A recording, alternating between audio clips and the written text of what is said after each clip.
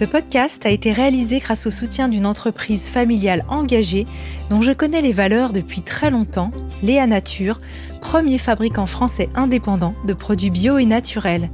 J'aime la cohérence de Léa Nature qui propose des produits bénéfiques pour la santé et respectueux de l'environnement. Merci infiniment à notre cher partenaire Léa Nature.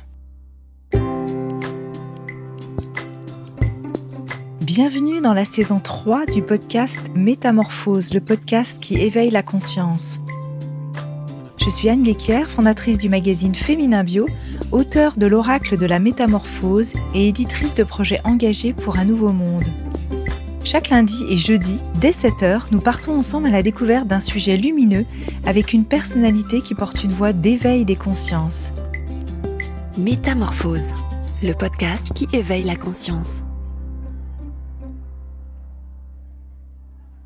Vous êtes-vous déjà senti en décalage avec vos pairs sur une longueur d'onde différente dans votre propre vision de la société, des relations et des interactions entre individus ? Peut-être faites-vous partie de ce que mon invité du jour nomme les suréfficients. Dans son dernier livre chez Albin Michel, « J'ai pas les codes », elle vous aide à décoder justement le monde normopensant. Écrivaine, conférencière, formatrice en développement personnel, elle est elle-même suréfficiente et souhaitait dans ce nouvel ouvrage mettre à disposition des outils pour que chacun s'assume et puisse mieux comprendre la société dans laquelle nous évoluons. Je suis ravie d'accueillir Christelle Petit-Colin dans Métamorphose. Bonjour. Bonjour Anne, bonjour à tous. Alors évidemment, bonjour à tous et à toutes qui nous écoutez. Alors aujourd'hui, on va parler de normopensants, de surefficience. Et déjà, on va commencer, si vous êtes d'accord, Christelle, par comprendre un peu mieux de qui on parle pour parler des personnes qui entrent ou non dans la norme. Est-ce que vous pouvez nous expliquer aussi d'où viennent ces termes ? Alors, les termes de surefficient et de normopensant, c'est moi qui les ai choisis pour essayer d'expliquer une différence tout en me démarquant des notions de surdouance qui sont en général utilisées pour parler des gens. On parle beaucoup de surdoués, on parle beaucoup de haut potentiel, et moi je trouve que ces appellations surdoués haut potentiel oublient une partie de la population que moi j'appelle suréfficiente, qui sont les hypersensibles, les populations à pensée complexe arborescente, avec ce qu'on appelle le phénomène d'hyperesthésie, ces 5 sens très développés, les sens en alerte, et qui ne sont pas bien rendus dans le terme de surdoué. Voilà pourquoi j'ai choisi ce terme de suréfficient. Et puis, en face, les normaux pensants, ce sont les gens qui pensent dans la norme, tout simplement. Il n'y a pas de jugement de valeur dans ce terme. Mais depuis, les choses ont beaucoup évolué. On parle de plus en plus de neuroatypiques. Oui. Et de neurotypiques, et c'est vrai que j'aime bien ces termes aussi, ils expliquent bien ce que je veux mettre en valeur, une différence neurologique toute simple, pensée complexe arborescente ou pensée séquentielle et linéaire. Oui, il y a ce mouvement émergent au Canada qui milite pour la neurodiversité, c'est ça ? C'est ça, voilà, neurodiversité, le droit d'avoir une pensée complexe arborescente sans pour autant se faire étiqueter comme étant dysfonctionnant. Est-ce qu'on peut être justement hypersensible, c'est-à-dire surefficient sans être forcément surdoué ? C'est ça que vous venez de dire ? Voilà, c'est ça, c'est ce que je viens de dire, c'est que pour moi, le terme de surdoué est très connoté. Et comme il se limite normalement au test de QI, il ne concerne que 2% de la population, là où on considère qu'il y a 20% d'hypersensibles. Donc si on s'adresse qu'aux 2% qui ont été diagnostiqués surdoués, on perd en route une partie de la population surefficiente qui a aussi besoin d'outils et de compréhension. Ça voudrait dire que le fameux quotient émotionnel, finalement, n'est pas pris en compte ? Pas suffisamment dans les tests de QI, ça c'est clair.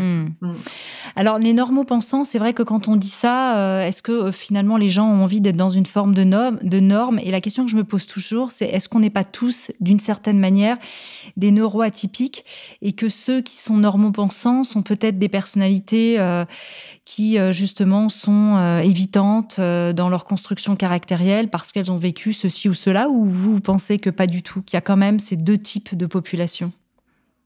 Alors moi, je pense qu'il y a vraiment ces deux types de populations parce que je me fie comment dire, aux réactions des gens à mes livres, et notamment les gens qui sont neurotypiques ou normopensants me le disent clairement. Ils me disent non, votre livre Je pense trop, ça ne me concerne pas du tout. Par contre, oui, vous pouvez en parler à ma femme. Alors elle, c'est impressionnant, elle se pose 10 000 questions, elle complique tout. Non, non, moi je suis quelqu'un de normal. Ils le revendiquent vraiment avec beaucoup de naturel. Hein.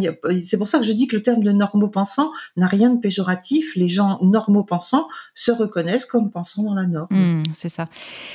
Pourquoi avoir fait ce choix d'écrire ce livre comme ça, J'ai pas les codes, pour aider justement les suréfficients à comprendre le monde des normopensants? Alors moi j'ai l'habitude de partir en fait de ma pratique de coaching et de partir de la demande de ma clientèle. Donc ils ont commencé par me dire je pense trop, et donc je leur ai écrit le mode d'emploi de leur cerveau. Et puis dans nos entretiens souvent ils disent j'ai pas les codes. C'est vraiment quelque chose que j'entends très régulièrement. J'ai pas les codes, je comprends pas ce monde, je fais des gaffes, j'ai l'impression de venir d'une autre planète, je trouve pas ma place. C'est vraiment des demandes qui sont récurrentes aussi de leur part. Ça, c'était le premier axe. Je me suis dit oui, il faut que je leur donne les codes qui leur manquent, puisque ils reconnaissent eux-mêmes qu'ils font trop de gaffes et qu'ils sont mal à l'aise en société. Et puis l'autre aspect aussi, c'est que je me suis rendu compte que la littérature sur le sujet de la surdouance allait à peu près tout dans le même sens, de faire comprendre aux neurotypiques qui sont les suréfficients, et pas dans l'autre sens. Donc il y avait une espèce de trou finalement dans la littérature où personne n'avait de clé pour permettre aux suréfficients, qui sont très demandeurs de comprendre, comment comprendre. Donc c'est pour ça que j'ai écrit ce livre aussi, en disant ben là il y a quelque chose qui manque. Oui, c'est ça. Et vous-même, quand est-ce que vous avez su ou compris que vous faisiez partie, que vous étiez suréfficiente? Oh, je l'ai su très vite. Quand j'ai écrit Je pense trop, je le savais déjà. Simplement, j'avais pas voulu me mettre en avant dans le livre. J'ai cru rester neutre en ne parlant pas de moi dans ce livre, en disant ce qui m'importe, c'est que les gens qui pensent trop comprennent le fonctionnement de leur cerveau. J'avais juste pas prévu que, comme je ne disais pas qui j'étais, les lecteurs en concluraient directement que j'étais moins neurotypique. Et ça a été un gros malentendu entre moi et mon lectorat, où ils m'ont dit mais pour une neurotypique, qu'est-ce que vous nous comprenez bien? Ce qui était totalement immérité comme compliment, et puis qui les a un peu induits en erreur, puisque ça leur a donné l'impression que les neurotypiques pourraient les comprendre. Et dans ma pratique, je me rends compte que non, c'est vraiment très compliqué pour des neurotypiques de comprendre ces espèces d'électrons libres qui partent dans tous les sens, etc. Et que non, on peut pas trop espérer que les normaux pensants comprennent le fonctionnement des suréfficients. Donc c'est pour ça que c'était important que je dise je suis moi aussi suréfficiente, donc je comprends votre problème, et deux, c'est à nous de nous adapter puisqu'on est minoritaire. Alors on serait combien justement? Alors c'est difficile puisqu'on n'a pas de test. Je dis on serait combien en mode je me mets tout de suite dedans, mais oui, direct. Ça me paraît. Pardon. Ça me paraît tellement évident, oui, que j'ai même pas relevé. Oui, combien on est. Alors c'est compliqué d'avoir des chiffres précis parce que c'est pas mesuré, et il y a vraiment que les tests de QI qui mesurent tout ça. On considère qu'il y a 2% de surdoués, 10% de dyslexiques, 20% d'hypersensibles. Alors, je pense que ça navigue dans ces eaux-là.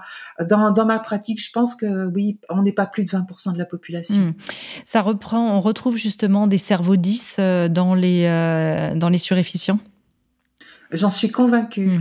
Pour moi, c'est vraiment une famille neurologique qui va du surdoué à l'autiste, en passant par tous les dysfonctionnements qu'on peut nommer, les TDAH, etc. Pour moi, c'est la même famille de pensées complexes arborescentes qui sont regroupées sous le terme de neuroatypiques au Québec, effectivement. C'est ça. Alors, dans une autre partie de votre vie, vous avez été hôtesse de l'air. Pourquoi est-ce que vous avez quitté ce métier pour devenir formatrice et vous êtes intéressée à tout ça? Et est-ce que vous étiez, quelque part, vous sentiez justement pas trop adaptée et que vous n'aviez pas trop les codes dans ce métier, ou ça allait plutôt à ce moment-là? Ah, alors, ça fait 3 questions en une Oui, oui, presque. c'est les cerveaux en Alors arborescence, là, qui posent 3 questions en alors, une. pourquoi j'ai quitté le métier d'hôtesse de l'air? Tout simplement parce qu'avec les aléas de la vie, je me suis retrouvée, à élever seule 2 enfants en bas âge. Donc j'ai dû arrêter de naviguer à cause de ça. J'adorais mon métier, hein, donc vraiment j'adorais mon métier.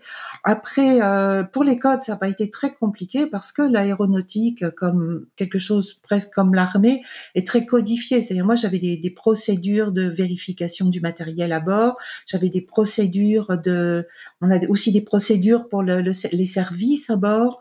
On a une fonction qui est plutôt pompier secouriste, donc je me sentais très à l'aise dans cette fonction-là. Et il y a effectivement tout ce qui est codifié qui permet finalement pas se poser tant de questions que ça, et justement de retrouver le côté normopensant, de pas avoir besoin de réfléchir à ce qu'on Oui. fait puisque c'est standardisé. C'est assez relaxant finalement pour le cerveau d'un surefficient, parce que là, vous parlez par exemple de l'uniforme. Voilà, vous aimiez bien, vous n'aviez pas à vous poser de questions, etc. Alors, je voudrais pas faire peur aux passagers aériens, mais non, justement, c'est un métier qui demande de l'hypervigilance. L'hôtesse sert à boire et sourit, mais elle a toujours les yeux, les oreilles et le nez aux aguets pour repérer le moindre départ de feu, le moindre passager qui ferait un malaise ou le moindre bruit de moteur. Donc, on est justement, je trouve que ce métier correspondait parfaitement à mon hyperesthésie. J'étais dans un état de vigilance extrême permanent qui était aussi ma fonction. Ah oui, donc c'est l'inverse. Ouais, au Mais contraire, faut être hyper voilà, en alerte. voilà. Oui. Voilà, hyper en alerte. Mais je rassure les passagers, j'étais navigante pendant 10 ans et j'ai jamais eu de problème à bord. Oui, oui. Non, puis il faut être hyper, hyper en alerte sans que ce soit anxiogène. C'était pas anxiogène pour vous de cette hyper alerte. Ah non, au contraire, moi, tout ce qui me permet de jouer avec mes 5 sens me réjouit complètement. Capter le moindre bruit, la moindre odeur, reconnaître un arbre à son odeur, par exemple, c'est quelque chose que j'adore faire dans la nature. Écouter les oiseaux, tout ce qui demande une acuité sensorielle me convient parfaitement. Alors justement, dans votre livre, vous donnez beaucoup d'exemples et c'est très vivant. Est-ce que vous pourriez nous partager un ou deux témoignages de personnes comme ça surefficientes sur ce qu'elles vivent pour qu'on puisse peut-être un peu mieux s'identifier et comprendre ce qu'on peut vivre au quotidien? Oui, alors on peut reprendre déjà la demande principale des gens dans mon bureau, qui est pourquoi est-ce que les neurotypiques parlent pour ne rien dire? Les conversations de salon, en général, ça fait hurler d'impatience les suréfficients, leur donne l'impression qu'on parle pour ne rien dire, que c'est un véritable caquetage de poules. Les conversations les insupportent énormément. Et ça, c'est vraiment quelque chose que je retrouve partout, tout le temps. Donc, c'est pour ça que j'ai commencé par là, à leur expliquer qu'il pouvait y avoir plein d'avantages à parler de choses avec légèreté, en surface, sans approfondir, et que ça avait surtout pour but premier de maintenir un climat émotionnel serein. Quand on parle de tout et de rien, on est flottant, on est décontracté. Dès qu'on commence à approfondir les choses, on peut commencer à se crisper aussi. Donc ça, c'est par exemple une des choses les plus importantes à comprendre dans le monde neurotypique. Ils ont le sentiment de perdre, les surefficients pensent que c'est une perte de temps, que ça va pas en profondeur, que voilà, c'est agaçant parce qu'on parle pour ne rien dire. Quelle est la raison sous-jacente derrière ça?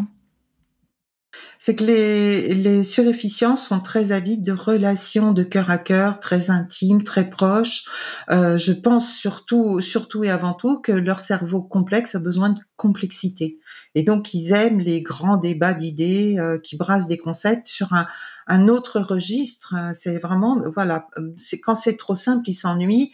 Dès que ça devient complexe, leur cerveau se réveille. Et donc, c'est pour ça que les conversations trop anodines les insupportent. Mais en même temps, les conversations profondes qui correspondent à leurs besoins de complexité sont des conversations qui risquent très vite de se charger d'émotionnel. Oui, ça, parce qu'ils activent l'hypersensibilité, forcément. Voilà. Est-ce que comment fonctionne le cerveau justement d'un surefficient? On a parlé de la pensée en arborescence tout à l'heure. Est-ce qu'on peut un peu plus la décrire physiologiquement, je dirais, cette pensée? Alors, c'est compliqué parce que là, on va entrer dans des neurosciences qui sont pas mon domaine de prédilection, donc je risque de faire hurler Non, mais des schématiquement, voilà, neuroscientifiques. pour Voilà. Donc vulgariser, c'est pour hein, ça que l'idée c'est pas de rentrer dans des voilà. choses techniques, hein, mais Voilà. simplement pour qu'on Donc comprenne parce bien. que par exemple, on utilise beaucoup les notions de cerveau droit, cerveau gauche, les neurodroitiers étant plutôt créatifs, intuitifs, artistes, etc. Les neurogauchers plutôt logiques, rationnels, etc. Et ces notions-là, elles sont très valides comme modèle pour expliquer qui est qui, mais elles sont remises en cause par l'IRM, par exemple, parce que les gens ne sont pas lobotomisés non plus, ça clignote partout dans le cerveau. Donc ces notions de cerveau gauche, cerveau droit sont très remises en cause par les neurosciences, mais restent quand même des modèles extrêmement valides. On le sait tout de suite si on est cerveau droit ou cerveau gauche au sens métaphorique du Oui. terme. Donc ça c'est la première chose, une tendance à être cerveau droit au sens métaphorique. Une pensée complexe arborescente, ça veut dire que chaque nouvelle pensée en fait jaillir une nouvelle, qui en fait jaillir une nouvelle. L'image la plus approchante peut dire que la pensée complexe arborescente, c'est comme une toile d'araignée où tout est connecté avec tout. Quand la pensée neurotypique est une pensée linéaire et séquentielle, on peut penser à des trains de pensée ou à des cordes à nœuds bien alignés, bien rangés, vraiment quelque chose de très structuré. Donc, vous voyez là, c'est vraiment une différence de navigation dans sa pensée, soit en suivant des raisonnements logiques, séquentiels et linéaires, soit en partant dans des arborescences. Donc typiquement, qu'est-ce que les surefficients savent vraiment bien faire? C'est-à-dire avoir une vision globale, des associations d'idées entre des choses auxquelles les autres n'ont pas forcément pensé. Typiquement, quelles sont les qualités? Alors, les qualités de la pensée complexe arborescente, effectivement, c'est celle-là, c'est cette capacité à anticiper beaucoup, à prendre les choses dans leur globalité. C'est une pensée qui, a priori, au niveau de l'influx nerveux, va plus vite aussi. Elle est très rapide pour se répandre dans ses arborescences, donc elle fait vite le tour des questions. On a vite fait d'aller explorer les différents possibles et d'en isoler un. Au lieu de les explorer un par un, visiblement, l'exploration se fait simultanément. C'est une pensée créative, donc qui permet d'avoir accès à des solutions très inédites. Ça permet aussi tout ce qui est artistique, hein, évidemment, toutes les formes de créativité et d'art. Alors quand on est surefficient, est-ce qu'il arrive qu'on ait du mal à gérer sa pensée arborescente, typiquement pour coucher ses pensées complexes sur le papier, pour que ce soit organisé et cohérent, et puis ça vaut pour l'écrit et d'ailleurs aussi pour l'oral. Est-ce qu'il n'y a pas parfois tout qui se bouscule, ce qui pourrait être une des problématiques, on peut imaginer par exemple des dys, de la dyslexie, où tout se va un peu vite pour essayer de rentrer dans le tuyau, quoi. Je fais ça schématiquement, hein. Alors, la dyslexie, elle se décline de plusieurs façons. Déjà, il y a un problème visuel. La pensée complexe arborescente est une pensée énormément visuelle. On pense en forme d'image et du coup, on peut avoir plusieurs images côte à côte dans la tête, là où on peut pas avoir plusieurs sons côte à côte. Si je peux pas parler de plein de choses en même temps. Par contre, je peux avoir plusieurs images sur mon bureau. Donc, c'est un des problèmes, c'est effectivement de passer de la pensée visuelle en image à la parole qui est linéaire puisque le son est linéaire. Et beaucoup de surefficients ont beaucoup de mal à l'école pour ça. C'est que toute leur pensée est visuelle et que dès qu'on passe à quelque chose de linéaire qui contrarie leur cerveau, ils arrivent plus à rentrer dedans. Mais j'ai eu une expérience intéressante à propos de la dyslexie. J'avais fait un atelier pour des enfants étiquetés justement dyslexiques et hyperactifs dans une école suisse. Et je leur avais donné un petit texte avec les lettres dans le désordre. Un texte qu'on trouve souvent sur les réseaux sociaux. Si tu arrives à lire ce texte, tu as un drôle de cerveau. Ah oui. En fait, les lettres sont dans le désordre d'un petit texte. Et il y a une jeune fille qui était étiquetée très dyslexique, qui a lu le texte d'un trait et qui a dit ensuite à sa mère que pour la première fois de sa vie, elle avait eu du plaisir à lire parce que c'était compliqué. Oui. Et donc voilà, on les met en échec en faisant des choses trop simples. Dès qu'on rentre dans la complexité, les cerveaux complexes se réveillent. Et ça, c'est peut-être quelque chose qu'on ne sait pas encore assez par rapport à tout ce qu'on considère comme des dysfonctionnements. Donc, mais il y aurait plein de choses à tester, puisqu'on a testé aussi des lunettes, on a testé de la posturale. Il y a beaucoup d'éléments pour pour essayer de soigner la dyslexie, qui d'ailleurs pour moi n'est pas une maladie. Oui, c'est ça. Moi, j'avais fait un podcast avec cette grande orthophoniste qui a co-inventé, je crois, le langage de la bilexie, je crois, c'est ça, qui sont ces textes appropriés pour les dyslexiques. Effectivement, moi, j'ai fait le test avec ma fille de lui faire lire un texte. Elle est dyslexique comme ça. Elle le lisait très vite, alors qu'on le donne à quelqu'un qui n'est pas dyslexique, c'est quasiment impossible à lire, alors qu'elle n'a pas appris cet alphabet. Ouais, c'est étonnant. Donc, toutes ces pistes qui peuvent être explorées, mais qui doivent être explorées dans une solution, dans une optique différente. C'est-à-dire, il faudrait explorer toutes ces pistes, non pas avec l'idée que la personne atypique est dysfonctionnante, parce qu'elle n'est dysfonctionnante que par rapport à la normopensance qu'on érige justement en étalon immuable. Si on prend la pensée atypique pour ce qu'elle est, quelque chose de différent, mais pas de déficient, on peut vraiment explorer des tas d'aspects nouveaux. Oui, c'est ça.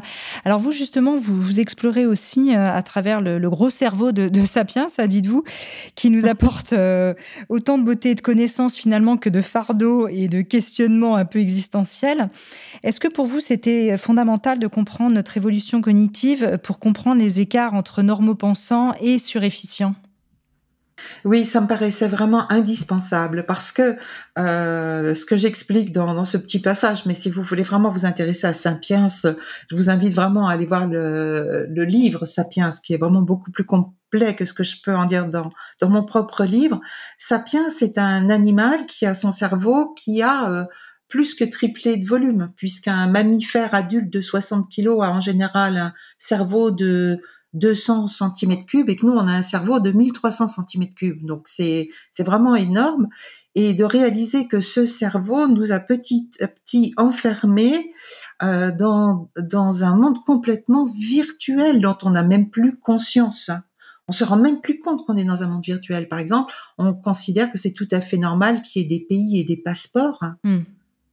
Alors que c'est complètement arbitraire. Qui a dit que là, on mettait une ligne? Qui a dit que parce que je suis de ce côté de la ligne, j'ai droit à tel passeport, et si je suis de l'autre côté, j'ai droit à un autre passeport? Tout ça, c'est tout ce qui est monnaie, tout ce qui est gestion du temps, tout ça, c'est totalement arbitraire. Et le petit singe Sapiens, avec son gros cerveau, se rend même pas compte qu'il est en hypnose permanente, enfermé dans ses pensées, dans ses croyances, complètement déconnecté de sa biologie. C'est ce qui me fait le plus de peine. Et que, enfermé dans son gros cerveau, en fait, il se rend même pas compte que son cerveau est une usine à fabriquer de la peur, de la peur, de la peur, de la peur. Sapiens, c'est un petit singe effrayé par ses propres pensées. Et après, c'est face à ces pensées de peur, ces angoisses existentielles, c'est là où on va voir la différence de façon de le gérer des normopensants et des surefficients. C'est vraiment dans la gestion des angoisses existentielles qu'il y a une différence fondamentale. Oui, c'est ça, vous dites l'enfer se trouve dans notre mental, peur et angoisse. Comment se différencient-elles et comment sont-elles appréhendées par les normopensants et les surefficients? Vous posez vraiment cette question. Voilà, et c'est là, et c'est certainement le point central des différences, justement sur les codes sociaux entre surefficients et normopensants, c'est dans la gestion des angoisses existentielles et des peurs. Alors, vous pouvez nous les développer un peu plus. D'ailleurs, vous dites que vous parlez toujours de Sapiens, qui sont presque comme dans des grottes différentes. Voilà, c'est-à-dire qu'on peut revenir à l'allégorie de la caverne de Platon. Nous ne voyons pas la réalité, mais seulement les ombres projetées sur le mur. Et ça, c'est le problème de notre cerveau qui a accédé à l'abstraction, qui fait qu'on est devenu le seul animal sur Terre capable de se battre pour des idées, quand même de s'entretuer pour des idées, pour des religions, enfin, c'est hallucinant quand même de se tuer pour des amis imaginaires quelque part. Ouais, pour des croyances. Voilà, on est le seul animal à faire ça. Et donc, on est enfermé dans notre système de croyances, comme l'explique Platon avec sa caverne. On ne voit pas la réalité, on voit la réalité à travers nos filtres, nos croyances, nos cathédrales mentales, je dirais, toutes nos élucubrations, nos échafaudages mentaux, et on n'est plus du tout au contact de ce qui est purement biologique. C'est aussi pour ça qu'on va vers notre destruction. Puisque vous parliez de Sapiens tout à l'heure, il est sorti, et que vous parliez des cerveaux avec des visions plutôt imagées, il est sorti en bande dessinée. Alors, je n'ai aucune accointance avec les maisons d'édition, j'en fais pas la pub, mais je le dis parce que les suréfficients peuvent apprécier aussi cette forme-là d'ailleurs, de récit. Oui, certainement, certainement, puisqu'ils sont plutôt visuels. Oui. Peut-être que la forme des BD est peut-être plus adaptée, effectivement. Alors, pour parler justement des 4 grandes peurs et angoisses du Sapiens, qui sont la mort, la solitude, la liberté, le sens de la vie, vous parlez volontiers des notions de défense fusionnelle et de défense héroïque. Oui, c'est une notion de ce qu'on appelle la thérapie existentielle, qui est beaucoup à l'initiative de, entre autres, Irving Yalom. J'adore Irving Yalom.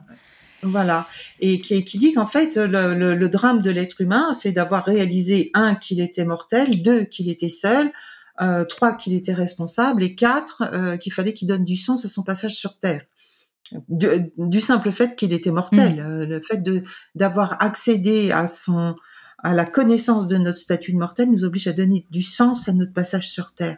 Et que ces 4 angoisses sont vraiment le drame de Sapiens, effectivement. Oui, c'est ça. Alors, comment est-ce qu'on peut faire évoluer le récit collectif vers une version qui prendrait mieux en compte, finalement, la multiplicité des récits individuels, dont ceux des suréfficients, évidemment? Alors, c'est tout le problème, c'est que le récit collectif individuel est plutôt de nature neurotypique, et que les neuroatypiques, ils n'arrivent pas à rentrer dans ce récit parce qu'il est trop simple.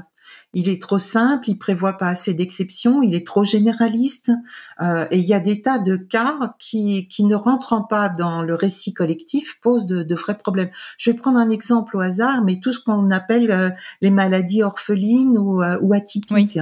Dès que vous avez quelque chose qui n'est pas dans la norme, il vous arrive quelque chose qui n'est pas dans la norme, eh ben le récit collectif, n'ayant pas prévu votre cas de figure, devient extrêmement violent avec vous. Je dis dans le livre que le récit collectif, c'est un véritable gruyère. Je peux vous donner 2 exemples très concrets, très douloureux. Par exemple, les parents qui perdent un enfant soit à la naissance, soit dans les tout premiers mois.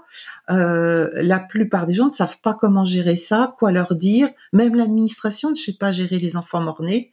Il y a encore des vides juridiques. J'ai eu le cas récemment d'une maman, son bébé est né en état mort. Donc maintenant, on a le droit de leur donner un prénom, mais toujours pas un nom de famille. Ils peuvent être inscrits sur le livret de famille, mais c'est la commune de décès ou la commune où vivent les parents qui décide s'il a droit à des funérailles ou pas. Oh là là. Donc c'est un exemple de trou béant dans le récit collectif. De comment peut-on laisser une municipalité décider si un bébé mort-né fait partie des déchets comme le placenta ou fait partie des êtres humains et mérite une sépulture. C'est monstrueux. Ouais, c'est monstrueux. Alors je prends exprès cet exemple dramatique pour dire à quel point par moment les trous du récit collectif qui est trop simplifié pose problème. Un autre exemple aussi que beaucoup de gens malheureusement connaissent, c'est la maladie de Lyme, oui. Qui est une maladie qui est tellement mal connue, tellement pas intégrée dans le récit collectif, que souvent ils se retrouvent dans une errance médicale de 8 ans, en France en tout cas, avant d'être diagnostiqués. Ouais. Donc voilà, c'est le problème du récit collectif, beaucoup trop simple, avec trop de trous, ne prévoyant pas assez les exceptions. Et les cas particuliers. Oui, ça fait penser aussi à cette très connue expérience américaine qui date certainement des années 50 ou 60, je ne sais plus exactement, où en fait ceux qui sont observés ont fait électrocuter en fait des personnes dans une salle et on demande à des gens qui sont les témoins d'appuyer sur des boutons et ça électrocute de plus en plus fort et en fait on leur dit si continuez, c'est comme c'est des médecins qui leur disent ça, en fait ils le font et ils se posent plus la question. Si c'est normal de faire ça, vous voyez de quelle expérience je veux parler ? Alors elle s'appelle l'expérience de Milgram. Elle est aujourd'hui contestée, mais elle a quand même été reproduite plus d'une dizaine de fois avec le même taux. C'est-à-dire que la dizaine de fois, il y avait 70% des cobayes qui ont torturé quelqu'un d'autre gratuitement par obéissance à une autorité. Alors on peut effectivement, elle est dérangeante cette expérience, donc aujourd'hui elle est un peu controversée, mais comme elle a été reproduite plus de 10 fois avec les mêmes résultats, même si elle est controversée, je pense qu'elle est très valide. Le conformisme et l'obéissance sont vraiment le gros problème du monde neurotypique. C'est vraiment là où peut-être les neurotypiques pourraient s'interroger. Est-ce qu'aujourd'hui, c'est un peu ce à quoi on assiste finalement? Je mets un peu les pieds dans le plat avec cette pandémie. Est-ce qu'il y a d'un côté, il y aurait un peu le monde des neurotypiques qui agit avec des vieux paradigmes dans ses réflexes, un peu archaïques, et puis de l'autre, peut-être un monde plus surefficient. Alors, je suis pas en train de dire que il y a des pro-vax qui sont les neurotypiques et les anti-vax. Je ne dis pas ça, hein, mais je dirais qu'on voit bien qu'on est dans des polarités qui ne se comprennent pas, même sur les fondamentaux. J'écoutais une philosophe l'autre jour qui dit « Nous, les penseurs, on n'ose même plus parler de la liberté, etc., de peur d'être classés dans un camp ou dans l'autre. » Et finalement, on arrive à cette forme à ce côté de binaire dont vous parlez aussi dans le livre. Oui, alors moi je le reprendrais sur un terme plus général, c'est-à-dire le récit collectif, c'est soit on est dedans, soit on est dehors. Et quand on est dedans, on refuse de le questionner parce qu'on sait qu'il est fragile. Un récit, moi, n'importe quel récit, n'importe quel film, n'importe quelle histoire, je vous montre comment elle est tirée par les cheveux et à quel point elle n'est pas crédible. Donc, un récit collectif, c'est forcément fragile. Donc, évidemment, les gens qui sont dans le récit collectif, ils refusent de le questionner. C'est pas qu'ils sont idiots, etc. C'est que si on commence à le détricoter, on n'a plus de pull, quoi. On est bon pour retricoter autre chose de toute façon. Donc, il reste coincé dedans. Et puis, vous avez effectivement les électrons libres qui ne peuvent pas s'empêcher de questionner le récit et qui restent dehors. Et aujourd'hui, le problème, c'est qu'on fait une énorme violence aux gens qui restent dehors du récit en les traitant immédiatement de complotistes, d'ultra-crépidarianistes, hein, c'est gens qui se mêlent de ce qui les regarde pas. Et je trouve qu'on est dans un double mouvement, c'est-à-dire que le récit collectif s'appauvrit et est de plus en plus tiré par les cheveux.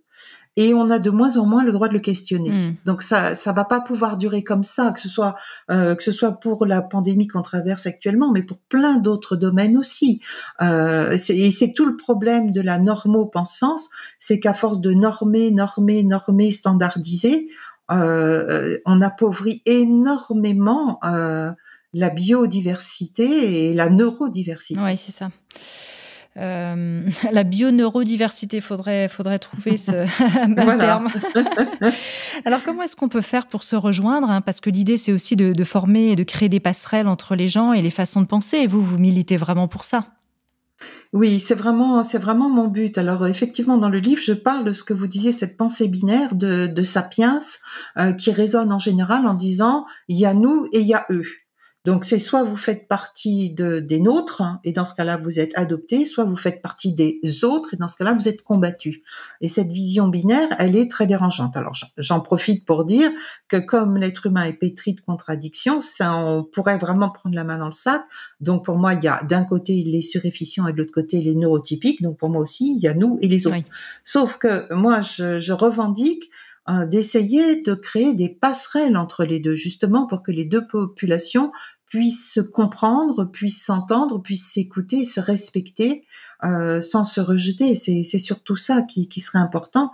Et ce qu'elles ont en commun, c'est justement d'être des sapiens avec un gros cerveau, plein de peur et d'angoisse existentielle, et que c'est juste sur la façon de les gérer que nous sommes différents. Donc, d'être plus dans le respect de la façon dont chacun gère comme il peut ses peurs et ses angoisses. Oui, parce que chacun a la conviction, et j'imagine que si on était dans la peau d'un terroriste, hein, je prends un exemple extrême volontairement, on aurait le sentiment probablement d'être dans le clan du bien aussi, contre un clan du mal. D'ailleurs, ils le disent, hein, c'est-à-dire c'est pour combattre le Satan américain, le ceci, cela.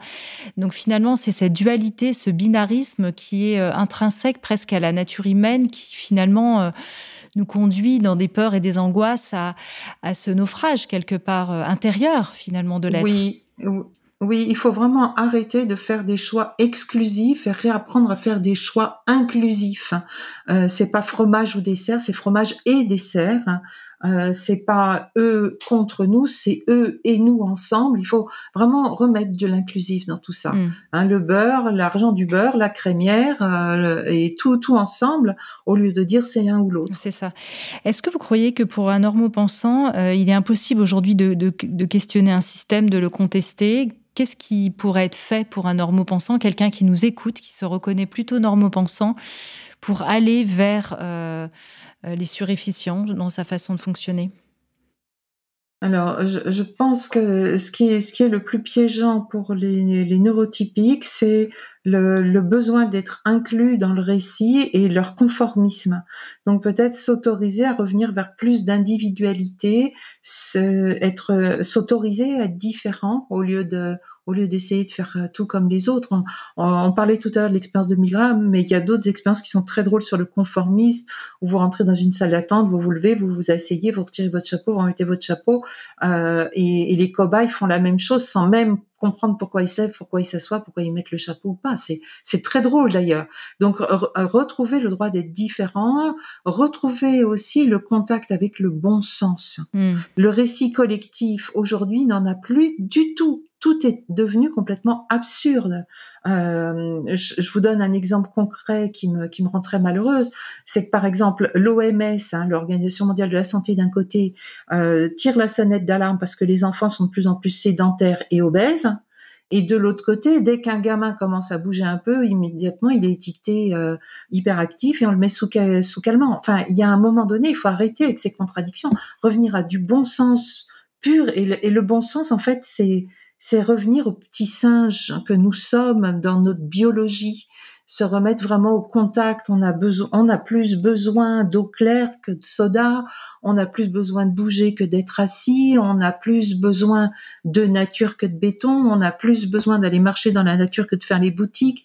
Revenir à du bon sens, mais pour tout le monde. Et ça, je pense que c'est quelque chose qui peut toucher les neurotypiques parce qu'ils sont, à mon avis, autant que les normaux, que les neuroatypiques, en souffrance d'être tellement coupés de leur nature. Bien sûr. C'est une souffrance aussi qui peut être là derrière. Et inversement, en donnant aux neuroatypiques les codes des normaux pensants, est-ce qu'il n'y a pas un petit risque, entre guillemets, d'essayer de les formater pour qu'ils soient dans la norme ? Alors, de les formater surtout pas, qu'ils restent ce qu'ils sont, mais qu'ils puissent l'être en conscience. Je l'ai déjà dit dans d'autres livres, mais j'insiste vraiment souvent dessus en séance. La différence entre le fou et le sage, c'est que le sage sait quand il doit se taire. Et c'est ce que ne savent pas souvent les surefficients, c'est ils ont vraiment un côté électron libre, chien fou dans un jeu de quilles. Comme ils sont très émotifs, ils partent dans tous les sens, ils n'ont pas de cadre. Donc il y a un moment donné qu'ils comprennent aussi l'impact de ce qu'ils sont et de ce qu'ils font sur les autres. On est crispant pour les neurotypiques. On est toujours en train de mettre les pieds dans le plat. On donne jamais la bonne réplique. On encombre les réunions de nos émotions. On est tout le temps en train de chercher à résoudre les problèmes, à mettre le doigt sur ce qui va pas. Quand on prend du recul, on peut imaginer à quel point les neuroatypiques ils sont pénibles à vivre en société aussi. Donc mettre un peu d'eau dans notre vin, garder l'envie qu'on peut avoir d'être intime avec les autres pour les gens qui nous sont intimes, au lieu d'essayer d'être intime avec tout le monde, y compris avec la serveuse du magasin, quoi. Je raconte cette anecdote dans mon livre. Une dame qui essaye de socialiser au rayon en coupe de fromage avec la fromagère qui se fait rabrouer parce qu'il y a des gens qui attendent et qui dit voilà, tentative de socialisation ratée. Ben oui, ratée parce que c'est pas lieu la personne. On n'a pas à être copine avec la dame qui s'occupe de couper les fromages au rayon fromage, quoi. Donc ils sont attendrissants aussi dans leur candeur, les surefficients, mais il y a un moment donné, il faut aussi qu'ils se rendent compte que la dame qui est là pour couper du fromage, elle n'est pas là pour socialiser, elle.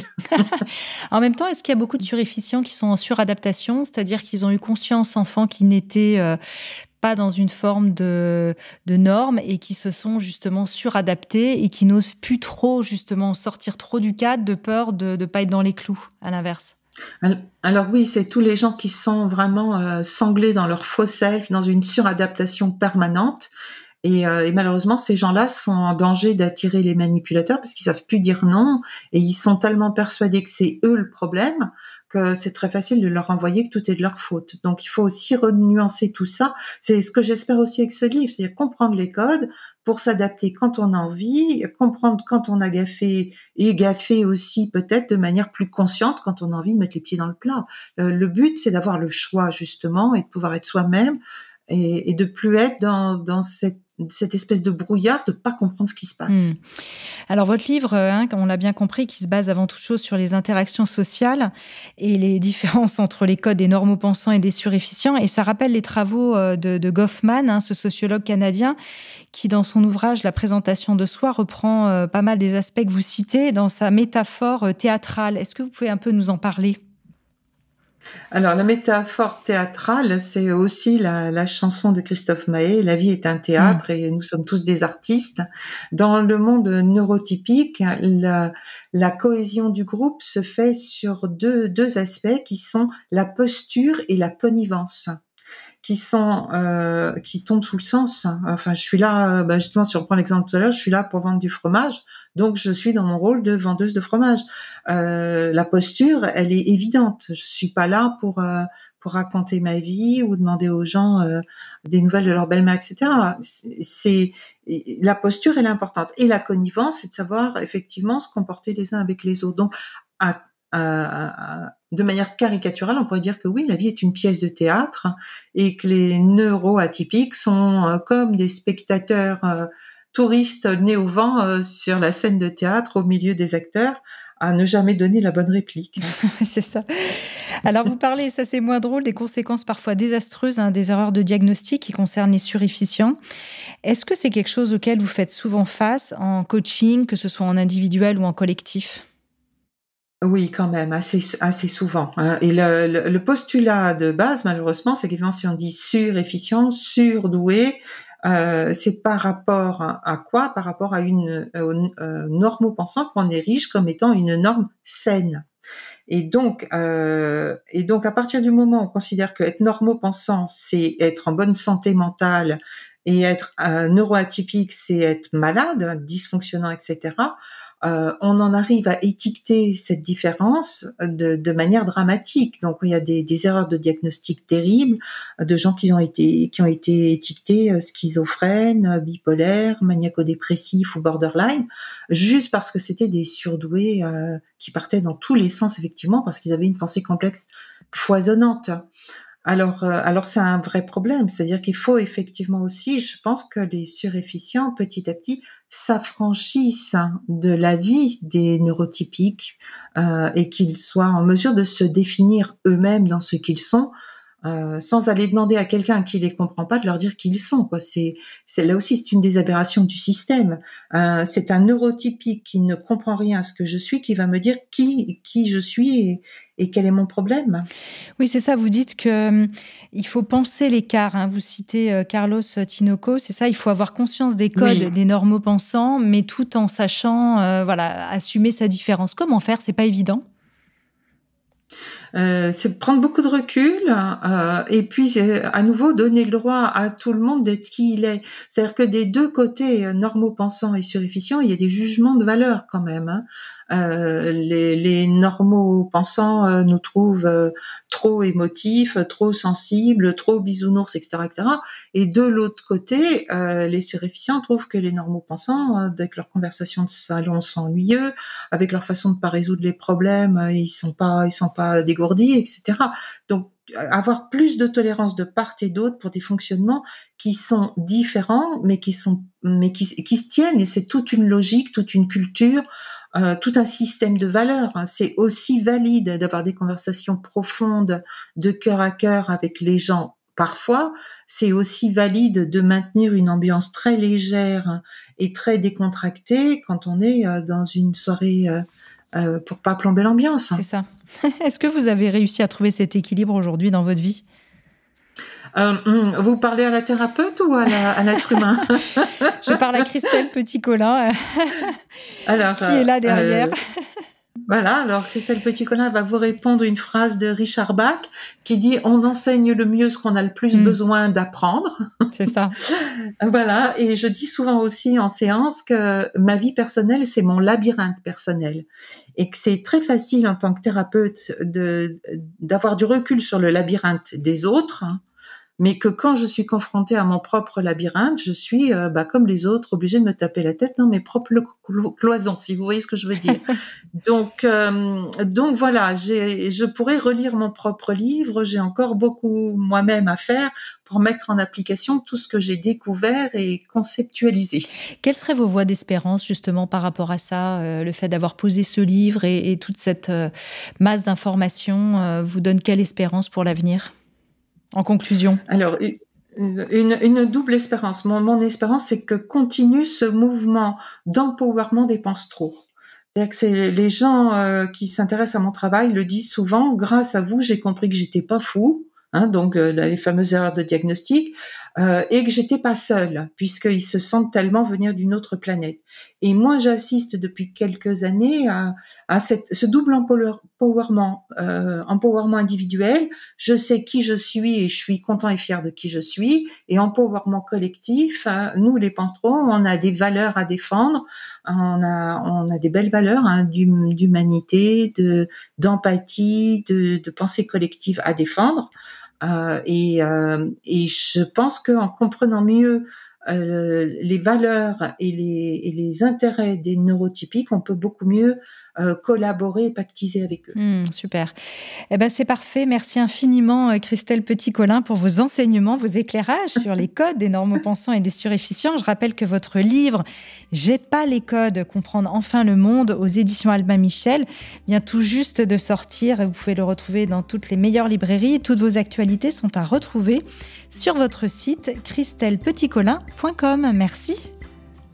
Merci beaucoup, Anne. Avec joie. Super. Découvrez mes invités en avant-première sur Instagram à l'adresse Métamorphose Podcast. Si vous aimez ce podcast, favorisez sa diffusion en lui donnant 5 étoiles sur Apple Podcast ou sur votre plateforme préférée. Et surtout, abonnez-vous pour suivre tous les épisodes gratuitement.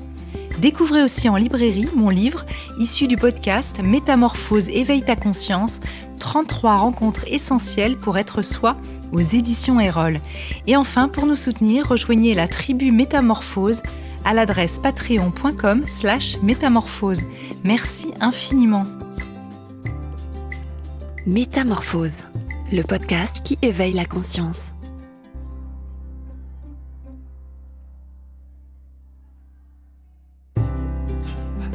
Je remercie chaleureusement notre partenaire Léa Nature, premier fabricant français indépendant de produits bio et naturels en alimentaire, cosmétique, hygiène, diététique et santé. Une entreprise familiale engagée dans une démarche de philanthropie environnementale portée par l'adhésion de leur marque bio au collectif mondial 1% for the Planet et leur fondation d'entreprise.